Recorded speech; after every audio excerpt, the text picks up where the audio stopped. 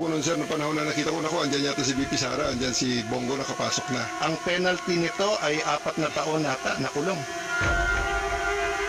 Who gave you the order? I take my orders from the Chief of the Philippine National Police. So, Chief PNP.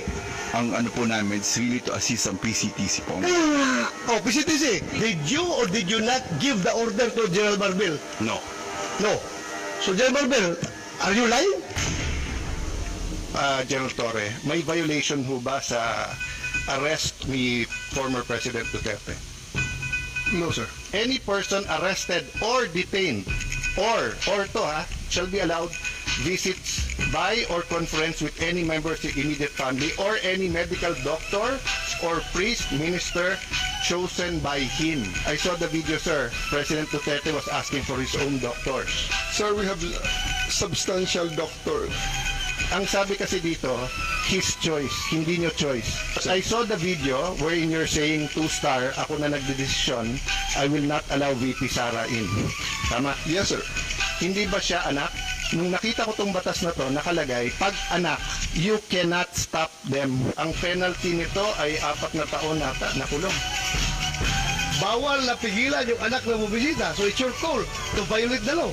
Yung Dr. Suba ni President Duterte certified him fit to travel. It's a part of the procedure for his private doctors for that to do that, sir. It will be the government doctors who will be No, taking that's not it, sir. true, sir. Ang nakalagay ho dito sa batas, it can be his doctors.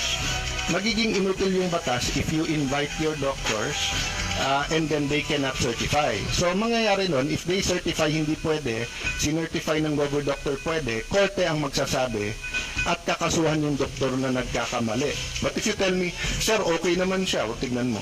The law is clear eh. Hindi naman ikaw magsasabing sufficiente, hindi. But you're supposed to allow all of his doctors in right away and you're supposed to allow his family members there and not deny them. So, who gave the order? Sino nagbigay sa'yo ng order? Sir, I have a team. You're the one there. Wala si SOG doon. Ikaw ang nagkarga sa kanya sa aeroplano. Kaya tinatanong kita, who gave you the order? Still, sir, I take my orders from the Chief of the Philippine National Police. So, Chief PNP.